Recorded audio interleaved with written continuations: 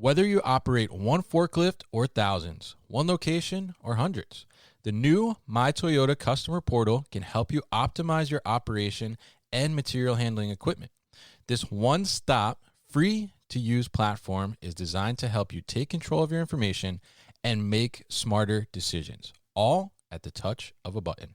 Register and access your data today at my.toyotaforklift.com. That's my.toyotaforklift.com. Hi, this is Greg Forbis from RJW Logistics Group, and you're listening to the New Warehouse Podcast. Today's safety tip is establish a workplace safety culture. Make sure everyone is comfortable talking about safety, and you talk it about often, and it will be first and foremost in front of everyone's minds. How do you create warehouse superheroes? The answer is simple. With visual voice scan solutions from ProCensus. With record demand and labor shortages, warehouses need more effective workers and lightning fast onboarding. Visual voice scan solutions from ProCensus enable warehouse workers to achieve superhero performance with up to 20% improved productivity and up to 99% accuracy. Hands-free barcode scanners from ProGlove paired with wearable mobile computers is just the beginning. Improved mobile interfaces with reduced keystrokes, easy-to-read screens, custom keyboards, voice-enabled interface, and more can be realized with ease on the leading WMS platforms. Sound too good to be true? Let us show you with our one-of-a-kind virtual demo. Visit ProCensus.com to get started today. Again, that's ProCensus.com to get started. With e-commerce off the charts, many small and growing warehouses are asking, how can I get ahead when my warehouse is barely keeping up? The answer is future-ready warehouse tech from Zebra Technologies. Warehouses can simplify and upgrade all processes, from automated inventory management to hands-free picking, with Zebra's tailored, scalable mobile solutions. They're simple and intuitive. There's never been a better time to upgrade for success with Zebra. How can your warehouse get ahead? The answer's in black and white. Get the answers at zebra.com/theanswer. That's zebra.com/theanswer.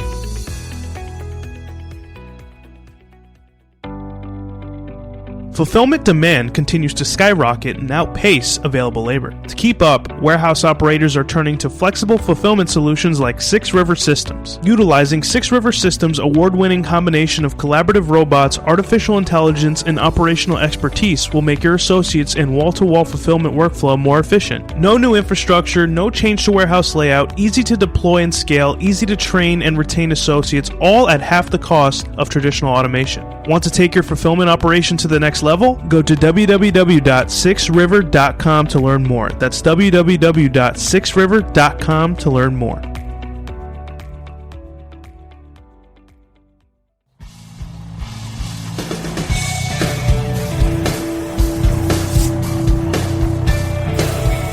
The New Warehouse Podcast, hosted by Kevin Lawton, is your source for insights and ideas from the distribution, transportation, and logistics industry. A new episode every Monday morning brings you the latest from industry experts and thought leaders. And now, here's Kevin.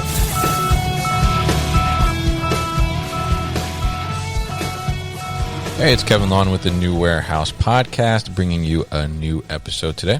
On today's episode, I am going to be checking back in with Greg Forbis and Kevin Williamson of RJW Logistics Group. We talked to them back in April-May timeframe earlier this year, and they really kind of keyed us in on the middle mile and what that was all about. But today we're going to talk about the peak season, which we are getting into right now. Actually, we're probably already in it, I would say. And they're going to talk to us a little bit about how they prep for peak season and some kind of tips you can prep for peak season as well and kind of manage that. So we're going to be joined by Greg, who is the Executive VP of Strategy and Business Development, and Kevin, who is the CEO and whose bedroom RJW was actually started in. So we're going to welcome them back to the show. So welcome back, guys. How have you been over the last couple months?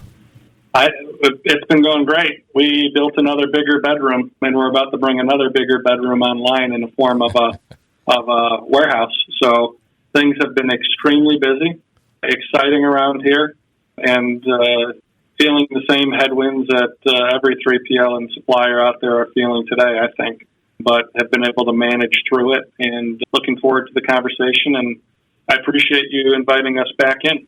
Definitely, yeah. Happy to have you guys back on, and you have a leg up there because your name is Kevin as well, so you get some bonus points for that. But so more bedrooms. So I'm curious now. I remember we talked about the last time how you guys have a centralized location over there in the Midwest, right? So is it going to be in the same area or expanding somewhere else in the country? Yeah, no, we're sticking with what's working and what's bringing the suppliers in our program the top performing consolidation in the country. And we're adding, we just actually onboarded a warehouse here in August 1st. It actually, the lease commenced. That got us up there over $3.2 million. And right now we're looking to find an additional warehouse in the Chicago area to keep up with the growth that we're experiencing this year. So it's very exciting, and we'll be announcing that new spot here within the next month. Wow. But it's going to be Metro Chicago area. So we'll be hiring another 250 to 300 people. Well, there you go. If anybody's listening, they're looking for work in Chicago, I guess you know where to go, right? So great stuff. Definitely to hear that you guys have been expanding so much in the last couple of months, and I'm sure it's driven by all the demand that's out there for distribution and just getting things to customers, and I'm sure customers are needing help to manage that capacity, and you guys are there to help them out. So I guess before we get into the whole peak season talk, give us for those that maybe missed the first episode and not familiar with RJW, want to just give us like a brief overview of what it is you guys do? Yeah. Greg, you want to take this, or you want me to take it? Go ahead, Kevin. Okay, I'm on a roll. So we are a 3PL that focuses squarely retail logistics. So, our operations on what we do with our warehousing, our logistics, and our asset side on the trucking side is squarely focused on retail logistics, whether it be picking, packing, and consolidating orders to major retailers like Walmart or Amazon or Target, to internally building shippers or displays to give the buyers or replenishment managers what they need. And because we focus on that squarely, we're the best performing 3PL that focuses on retail logistics out there within that middle mile, which we talked about before. And I think our growth is squarely the result of the performance that we're able to offer to the suppliers in our program, which gives them, top in-stock levels in the industry because of our multi-day review, and also because we operate our own warehouses and operate our own fleet. But yeah, we're the middle mile retail logistics company that squarely focuses on just retail. All right, great. And thank you for that little refresher there for everybody, and maybe first intro as well. So obviously, you're talking about the success that you guys are having, and the growth that you just mentioned is showing that, and I'm sure it's due to the great service you're providing for your customers. With that being said, obviously this is a heavy time for a lot of people. Within the last year and a half, obviously there's been multiple kind of peaks, unexpected peaks from e-commerce perspective, and different changes from retail demand and things of that nature. So, we're in peak season essentially at this point, at least in the prep part for most people. But, how does RJW prep for peak season? What are you guys doing to prep for it besides getting more space for more customers, I'm sure? Yeah, I'll start off and then see if Greg has anything to add to it. But yeah. I think we've been really performing and preparing for peak season going back to May, I'd say. We learned a lot year over year being through peak to be prepared for it. And what we've done to prepare for that is, first, we realized what happened last year was there was a backlog of trailers being processed at the retailers just because of the pandemic. And then on top of that, this year, we anticipated the labor shortage back on Memorial Day when we started to see a slowdown of a pipeline of employees that we could hire, and recognized it in May to say, okay, what are we going to do to prepare for peak coming up? It's going to be much different than it was last year, and it's going to be challenging. So the first thing that we did was we went out and found as many trailers as we could. So we found over 250 trailers. We leased them, we rented them, and we just threw them at our different warehouses, understanding that the retailers would have a backlog of trailers, and the only way to offset that was to pump more of our trailers into those DCs, understanding that the dwell time to get those trailers unloaded was going to be longer. Rather than 2, 3 days, 4 days to get unloaded, it could be 7, 8, 9, 10 days to get unloaded because of demand and because of labor constraints. So those were two things that I think we did early. And then also looked at the labor market and decided back in May, hey, we've got to increase our pay to our employees. They're the frontline workers for RJW. They're the backbone of why we're successful. And if we were to make that move right away and sacrifice margin in order to get service, then we're going to absolutely do that. So the answer to that, from my perspective, is May, holding an equipment that's needed in order to support the retailers, and B, taking care of your employees so that they're able to keep up with the demand that our suppliers are gaining from having higher in-stocks and bigger POs. And I'll ask Greg, too, to chime in on that. Okay.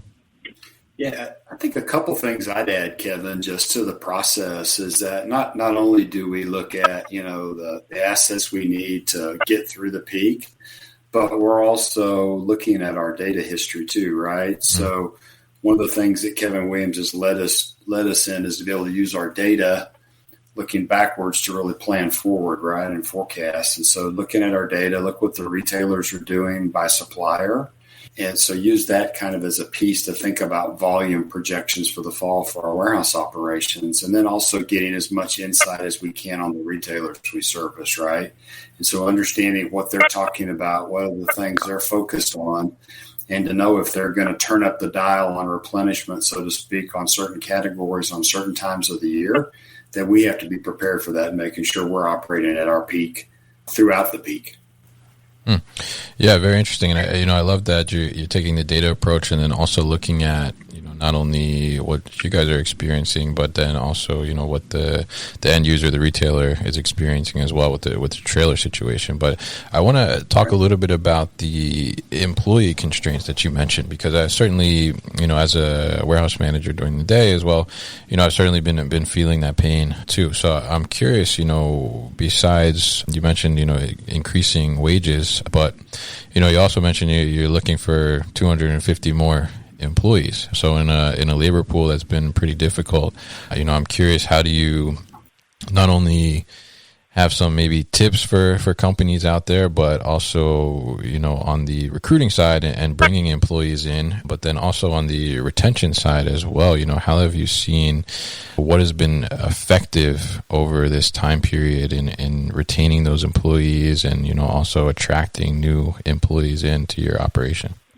Yeah, great question. The turnover that we experience at RJW is all thanks to the leadership in the different warehouses that we have in the HR department. Our turnover is only 3% in the warehouse, which is incredible. Wow. And I give all the credit to the employees that work for us, the leadership that we've developed. But there are several different key aspects of it. One is how you pay your employees, how you treat your employees, the opportunities. So when you're in a growing company like RJW, I think we take for granted what that means to that opportunity that we're giving to those employees that are joining us at the ground level. In a company that's growing 30 to 40% on an annual basis, you're giving those people opportunities to come in as a picker and then move up. I mean, we've got one temporary laborer that we hired back in 2016 that now runs one of our warehouses. He worked his way all the way up to the top, and I think giving people opportunities to enhance their career and really mean it and show it across the organization is incredibly important. And then how you treat your employees and how you have dialogues with them and how you have conversations with them, including feedback on how we're doing, how they're doing, other aspects of the company, of the business that they'd like to see, and then rewarding those that are A players within the organization to say, hey, you're part of our success. You're the reasons that we're successful out here, and pushing it. But I think to get them in the door, it's about that starting pay and then showing them the culture that we're trying to develop, which is really trying to develop a career for people that work for us. And we have it throughout the organization, at least from where I see it. Yeah, it was pretty incredible. And I love the story there that you have about the picker now, being able in just like 5 years, being able to now run the warehouse. And I think that's really a testament to, having a strong culture, and then also, really valuing the employees. I know you mentioned in there as well that they're really your frontline workers, which I think is oftentimes the truth. And, some companies lose sight of that, is that, they're the last people that essentially touch your product before it reaches the customer. So a really, really important role within the company. So it's incredible to hear that you guys have been able to, hold on to so many employees throughout this time. I know it's been difficult for a lot of people. So, when we talk about peak season as well, especially now, there's been like a ton of constraints from the supply chain side, whether it's, getting product in, getting employees, people to work, getting parts that we need, and just constant delays as well, getting product from ports, wherever the case may be. But, through these supply chain constraints, a lot of companies are looking for help in some aspect. Obviously that's where you guys would come in. So how can, working with a 3PL such as yourself really help companies kind of get through a peak season and handle that high demand? Yeah, I think, Kevin, the first thing that I think about when suppliers and companies are working with 3PLs is that they are an extension of either that retailer they're servicing or even back upstream to that supplier that's their customer. And the best way to do that is really knowledge sharing, because a 3PL like RJW is going to be in tune to what that retailer needs, what are the challenges they faced last year at the same time, and the things that Kevin talked about earlier about putting the assets in place in order to be able, whether it's people or trailers or drivers, to really help service that back half. You need to really lean on your 3PL to make sure they've got all of those pieces in place for you, and they're not going to slip or fail during the most critical time of your season, as well as the most critical time of that retailer season. We'll be back after a quick break. You hear a lot about supply chains these days, because if the past couple years have taught us anything, it's that an efficient, well-managed supply chain is absolutely critical to keeping businesses successful and consumers happy. I'm Will Haywood, and I host a podcast called All Business, No Boundaries, where we talk about supply chains, how they work, what happens when they don't, and the innovations that are redefining what's possible in the world of logistics. Join me for insightful interviews with thought leaders and industry experts. We discuss how optimizing supply chains can break down the barriers that are holding businesses back. That's All Business, No Boundaries by DHL Supply Chain. Listen and subscribe wherever you get your podcasts.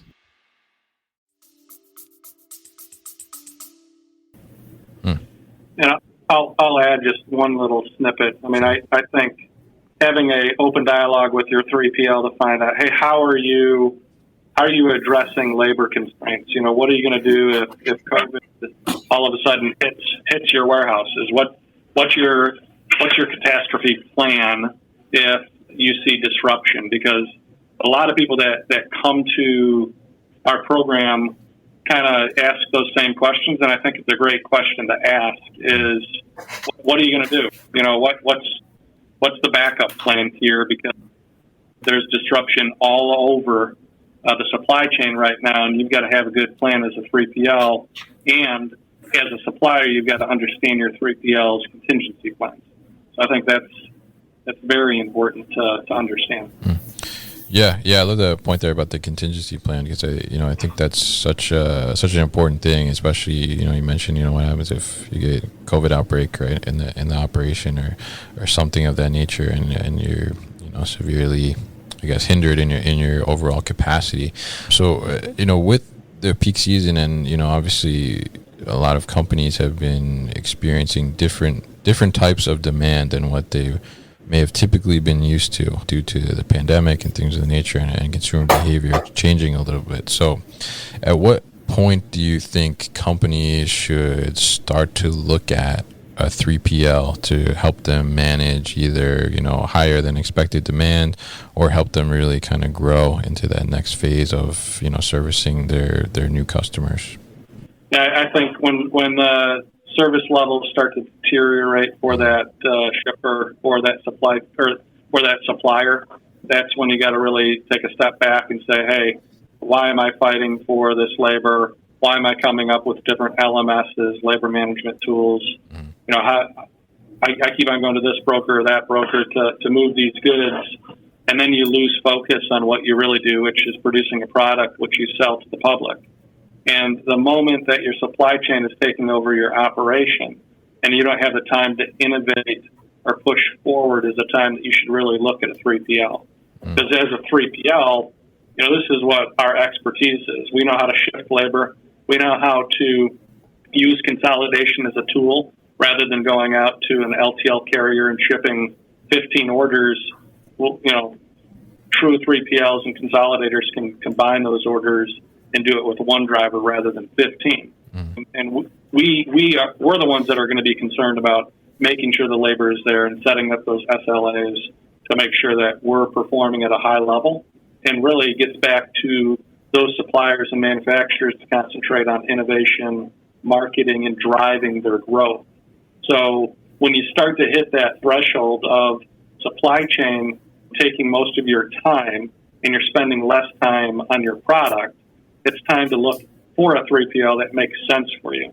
Both very large CPG companies and smaller CPG companies are realizing that. And as things continue to transition into e-commerce and now fulfillment is really where you're seeing the benefits of 3PLs to take on the complex nature of the supply chain. So, it's up to the individual company, but it's something to keep an eye on if you're spending too much time on supply chain.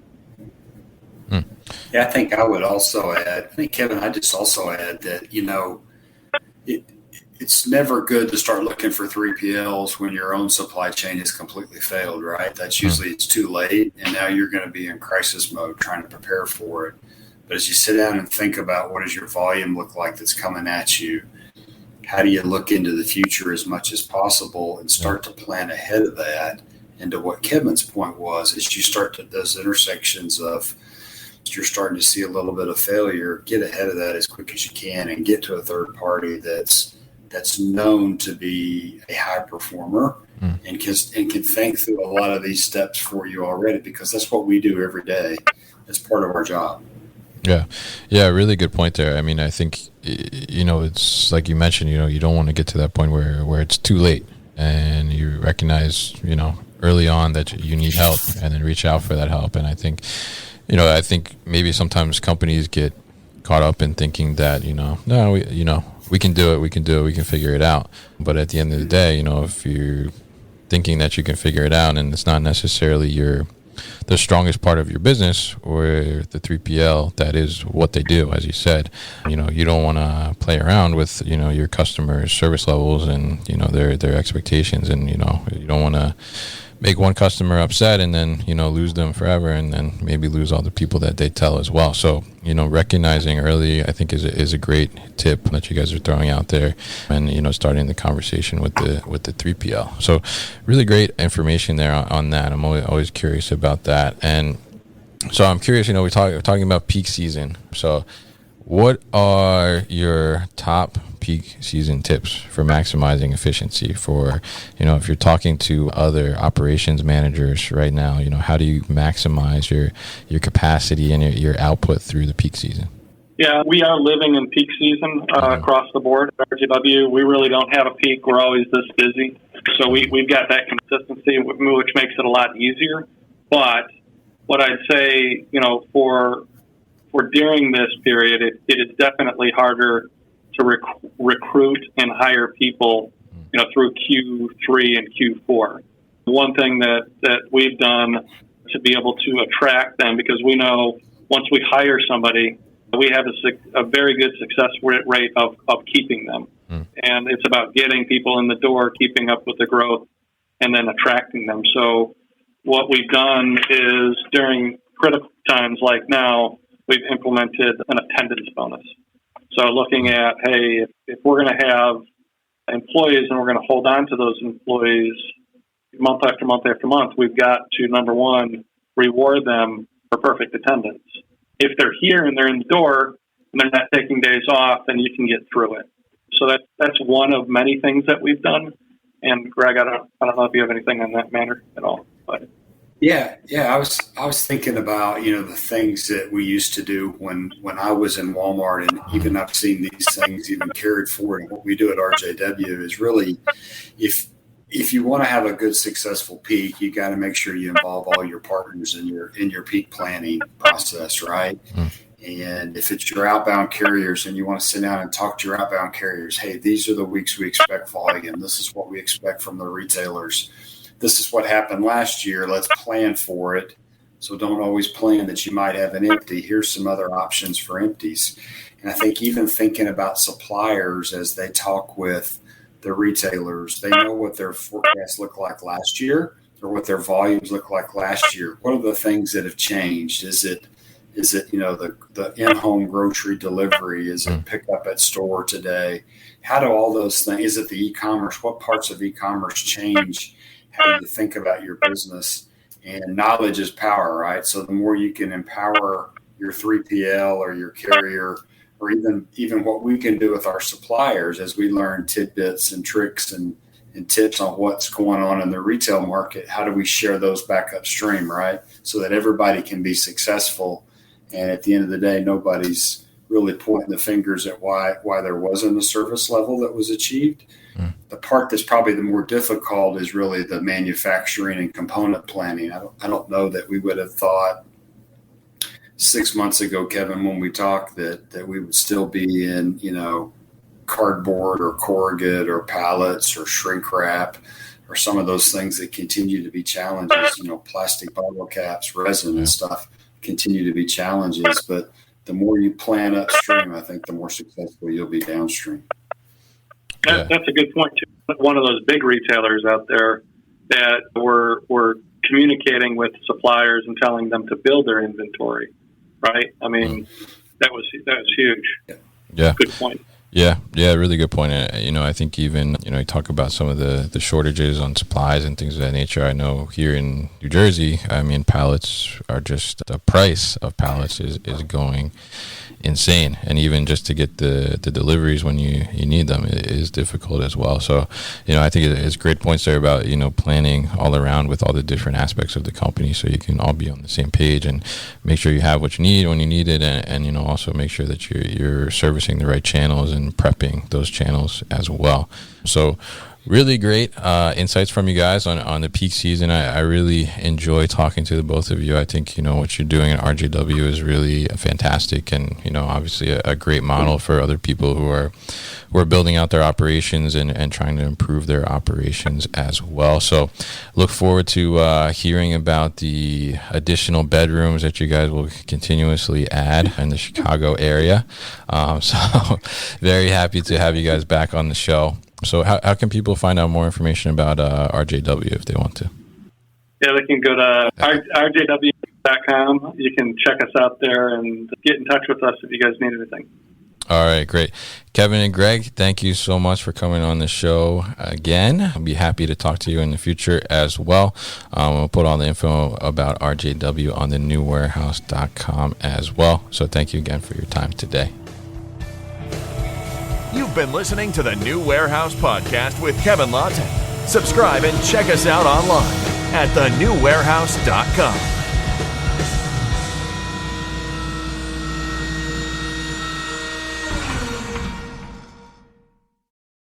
Thank you for listening to this episode. If you want more content from the New Warehouse, check out our new video series called All Hands on LinkedIn. Just search for the New Warehouse on LinkedIn and follow along.